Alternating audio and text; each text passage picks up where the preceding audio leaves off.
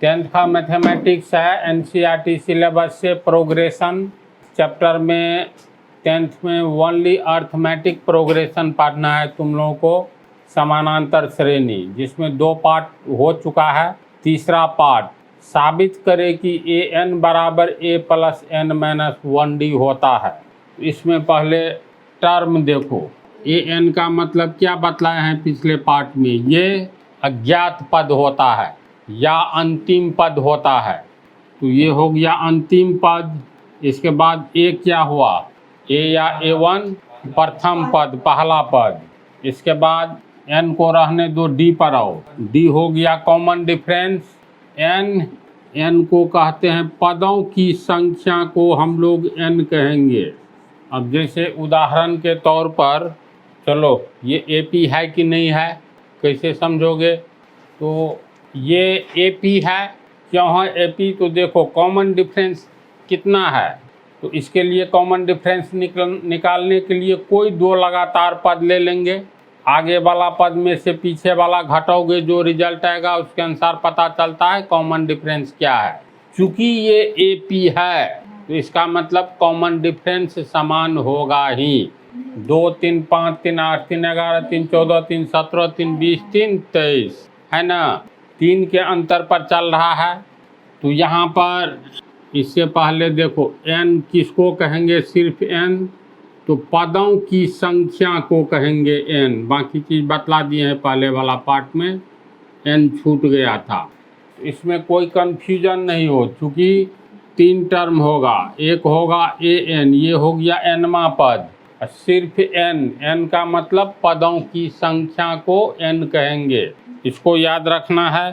तो यहाँ n का मान कितना है, पदों की संख्या कितना है, तो गिनती करोगे 1, 2, 3, 4, 5, 6, 7, 8 है ना।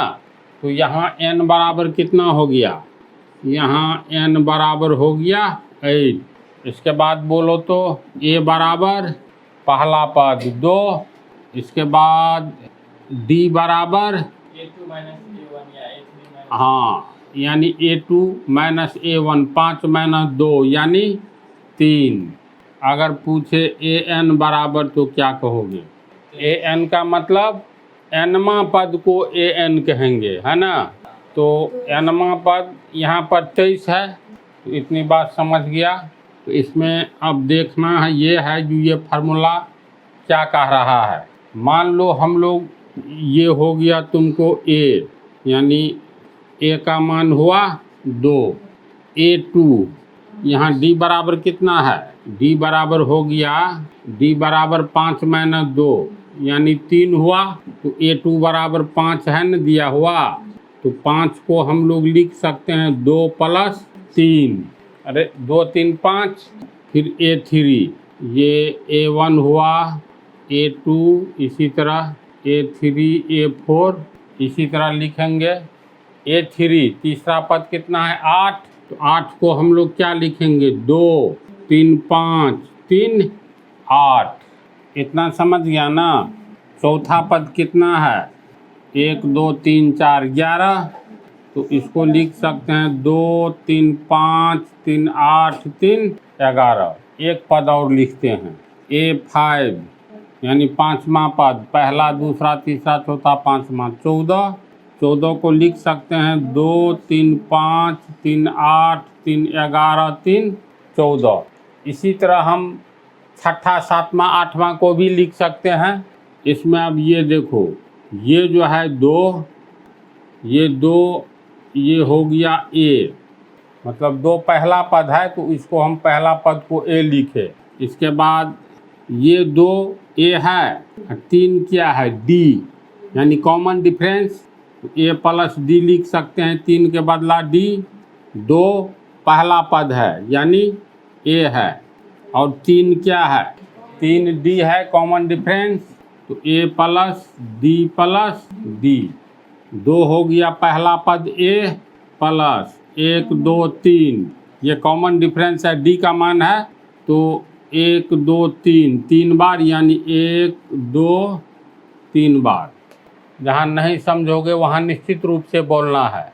ये A है, ए का मान 2 पहला पद, तो ए, ये तो डी है, D plus D plus D plus D, यानी 4 बार है, तो 1 2 3 4, तो ये हो गया तुमको ए बराबर ए, दूसरा क्या निकला ए प्लस डी, तीसरा ए डी प्लस डी यानी 2D, ये हो गया ए प्लस 1 2 3 3D, ये ए प्लस 1 2 3 4 4D। तो निष्कर्ष के रूप में क्या निकल रहा है, पहला पद तो यूं ही रह गया, A2 बराबर ए प्लस डी निकला, दूसरा पद, तीसरा पद का कितना निकला ए प्लस 2D, चौथा पद कितना निकला ए प्लस 3D, ए प्लस 4D। समझ रहा है? इसको हम लोग लिख सकते हैं ए, ध्यान से देखो ए और डी के जगह पर ए प्लस, डी के पहले कुछ नहीं है तो क्या है, जैसे x का मतलब और 2x का मतलब, x 2 ठो, x का मतलब x 1 ठो, एक छिपा है, तो इस डी के पहले क्या छिपा है, एक, कोई शंका नहीं ना है, यानी 1 ठो डी है, तो इसको 2 माइनस 1 डी लिख सकते हैं। सोचो तो ठीक से, ए के जगह ए प्लस के जगह प्लस, 2 में से 1 गया 1, तो 2 माइनस 1D, 2 माइनस 1D बराबर डी। इसके बाद इसको ए, और ये 2 है तो 3 में से 1 घटाओ, तो 2 आ गया, तो 2 के लिए ये और डी। समझ रहा हो? तो समझ रहा है? ये हो गया ए प्लस 3D, तो 3 यानी 1 घटाना है, 4 माइनस 1D, ये हो गया ए, 4 है तो 5 में से 1 घटाओ 4D। देखो यहीं पर ये फार्मूला साबित होने जा रहा है, इसलिए ध्यान से देखो, तो ए प्लस डी, इसको हल करके देख लो, 2 में से 1 गया तो 1D यानी ए प्लस डी ही हुआ, ये 2D, ए प्लस 3 में से 1 गया 2, 2D, इसी तरह ये 3D है ना, ये 4D है। इतनी बात को समझ गया ना? तो चलो अब बराबर में ये लिखते हैं, यानी ए का मान ए ही रहा, A2 हो गया ए plus 2 minus 1D, 2 minus 1D, A3 हो गया ए plus 3 minus 1D, 3 minus 1D, फिर A4 बराबर इतना है, यानी ए प्लस 4 माइनस 1D, ये हो गया ए प्लस 5 माइनस 1D। अब कहोगे ये सही है कि गलत है, तो इसको कैसे सोचोगे?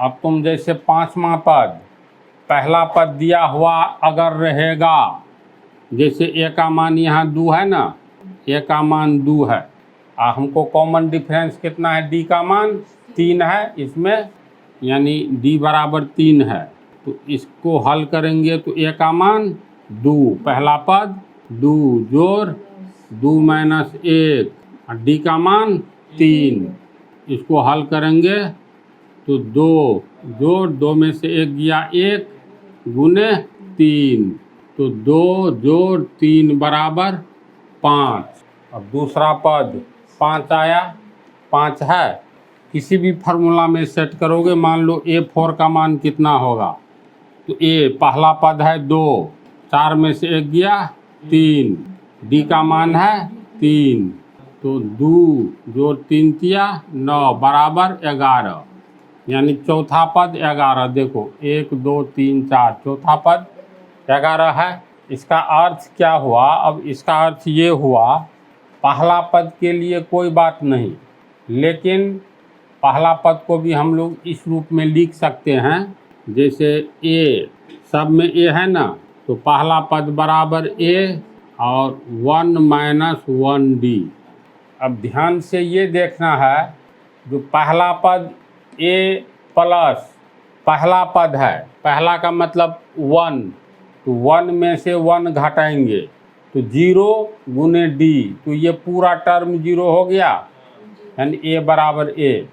दूसरा पद है तो पहला पद में हम लोग क्या किए हैं, 2 में से 1 घटा दिए हैं, क्योंकि दूसरा पद है तो ए प्लस दूसरा पद है तो 2 माइनस 1, तो अंत में इसका रिजल्ट क्या आएगा?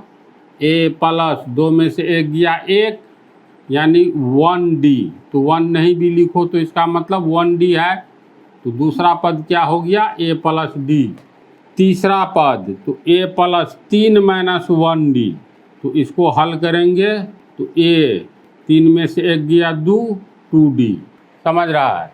फिर चौथा पद तो ए प्लस 4 माइनस 1D, जैमा पद रहे ना तो ए प्लस करके उस पद में से 1 घटा देंगे, जैसे 4 है चौथा पद है तो 4 माइनस 1D।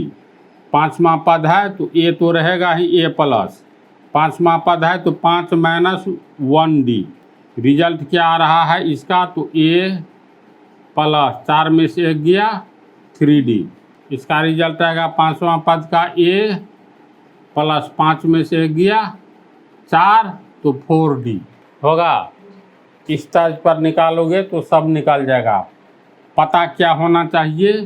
तो पहला पद और कॉमन डिफरेंस, दो ही चीज़ की जानकारी रहे तो दिए गए एपी में हम लोग अनंत पद निकाल सकते हैं।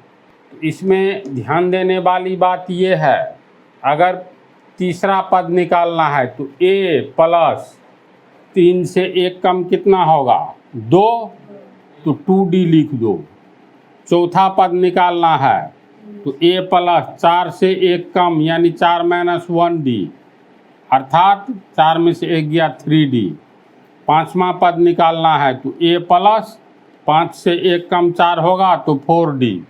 इसका अर्थ है अगर हम लोग को 50वां पद निकालना है तो ए 50 बराबर पहला पद जोड़ 50 माइनस 1D, यानी 50 में से 1 घटाएंगे 49D होगा। अब इसमें प्रोग्रेशन में मान लो तुमको मात्र 3 पद दिया रहेगा, कहेगा 12वां पद ज्ञात कीजिए, समझ रहा है बात को। इसी में जैसे 1 2 3 4 5 6 7 8 पद है, लेकिन मान लो 8वां पद क्या होगा आगे जा कर के, तो 8वां पद निकालना है। इसको कैसे लिखेंगे? ए 800 सफिक्स में बराबर पहला पद यानी ए 800 में से 1 घटाओ 799, तो 799D।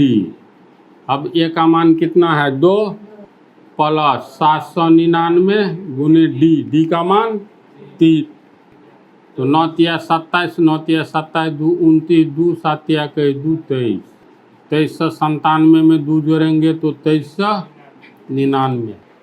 8000वां पद भी निकल जाएगा, 8 करोड़वां पद भी निकल जाएगा। तो पहला पद जब दिया रहे और कॉमन डिफरेंस दिया रहे तो हम लोग इसी तर्ज पर अनंत पद निकाल सकते हैं। फिर इससे आगे की बात सुनो। तो अब पूछा जाएगा 40वां पद, तो ए 40, तो ए प्लस 40 माइनस 1 यानी 39 लिख देंगे। तो मान लो 40 माइनस 1 39 ही हुआ, 40 माइनस 1D। इसी तरह अगर nवां पद निकालना है तो a प्लस n में से 1 घटाओगे तो n माइनस 1D। ये हो गया तुमको फार्मूला, समझा। अब जैसे nवां पद, n किसको कहते हैं? पदों की संख्या को। तो nवां पद का मतलब nवां पद मान लो अलग है, जैसे ये अंतिम पद को या अज्ञात पद को nवां पद कहेंगे। तो मान लो ये अंतिम पद है, अज्ञात है, ये निकालना है, तो सीधे हम लोग ये nवां पद निकालेंगे। तो nवां पद का अर्थ हुआ ये कैमा पद है। तो पदों की संख्या के अनुसार ये 1 2 3 4 5 6 7 8, 8वां पद है A8 बराबर ए का मान कितना हो गया? 2 प्लस n पदों की संख्या को कहते हैं। तो यहाँ पदों की संख्या गिनती करो ना, 3 3 6 2 8। तो इसका अर्थ है n का मान 8 है, तो 8 माइनस 1D, D का मान 3। तो 2 जोड़ 8 में से 1 गया 7 गुने 3, 2 जोड़ 7 किया 21, 21 2 23। ये दे देगा खाली स्थान। 8वां पद ज्ञात कीजिए। तो जो पद ज्ञात करना रहेगा इसको nवां पद कहेंगे। लिखेंगे ए एन, फार्मूला से ए एन बराबर ए प्लस एन माइनस 1D। 8वां पद यानी गिनती में 8 है तो पदों की संख्या 8 है, तो n का मान 8 हुआ, 8 माइनस 1D। ये फार्मूला कैसे बना इसको समझा? कोई AP दिया रहे, मान लो 12, 20, 28, फिर डॉट डॉट डॉट। AP है 12, 20 में से 12 घटाओ 8, 28 में से 20 घटाओ 8, यानी 12, 8, 20, 8, 28। दिया रहेगा 3 ही पद या 4 पद। दिए गए AP में 25वां पद निकाले तो आराम से निकल जाएगा। सीधे लिखेंगे 25वां पद बराबर A25। अब A25 बराबर A प्लस 1 कम कर दो 24D। A पहला पद 12 है, 24D का मान 20 में से 12 घटाओ 8, तो 12 जोड़ 24 चौका 96 दूनी 192, 204 निकल गया। ये फार्मूला कैसे पैदा हुआ सो समझा? इसको अब हम भाषा में लिख रहे हैं। देखो जैसे तुम लोग को समझाए हैं उसी ढंग से लिख दिए हैं। सरसरी निगाह से देखो तो मान लिए हैं, माने नहीं है, बल्कि ये एक AP है, समानांतर श्रेणी है ना। 2, 3, 5, 3, 8, 3, 11, 3, 14, 3, 17। कॉमन डिफरेंस कितना है? तो 11 में से 8 घटाओ 3, किसी आगे वाला में से पीछे वाला घटाओ 3। पहला पद हो गया 2 तथा D हो गया A2 माइनस A1। 5 माइनस 2 बराबर 3। अब इसको देखो A1, A2, A3, A4, A5, A6 यहाँ तक सबका वैल्यू लिखे हैं। इसको कैसे लिख सकते हैं? जैसा अभी बतलाए हैं हूबहू वैसे ही लिख दिए हैं। तो यहाँ तक तू लोग उतार दो, एक बार शॉर्ट में डिस्कशन कर लेते हैं। इसको उतार लो। इस फार्मूला के अनुसार कन्फ्यूजन कहाँ पैदा होगा? तो खाली तुम लोग ये याद रखना, n बराबर, n किसको कहेंगे? पदों की संख्या को। देखो एक होता है nवां पद, जैसे कोई कहेगा 5वां पद तो लिखेंगे 5वां पद। इसको कैसे लिखेंगे? 5वां पद है तो A सफिक्स 5, A5 लिखेंगे न जी। तो nवां पद, जैसे 5वां पद को हम लोग A5 कहेंगे, इसी तरह nवां पद को AN कहेंगे। समझ गया? तो AN तो nवां पद हुआ। तो nवां पद बराबर फार्मूला से हो जाएगा A plus N minus 1D। तो AN हो गया nवां पद। सिर्फ N क्या हुआ? N पदों की कुल संख्या को कहेंगे। जैसे यहाँ n का मान एक, मतलब n का मान पता चल जाता है, अंतिम पद है ना, तो A6 यानी ये 6ठा पद है, इसके बाद पद ही नहीं है। तो n बराबर 6 हुआ यहाँ, यानी 6ठो पद है। देख लो। तो आगे वाला पार्ट में तुम लोगों को बतलाएंगे। कुछ कंफ्यूजन अभी है जो तुम लोगों को ज्ञात नहीं है। आगे वाला पार्ट में जैसे n-5वां पद निकाले, ये सब टाइप का प्रॉब्लम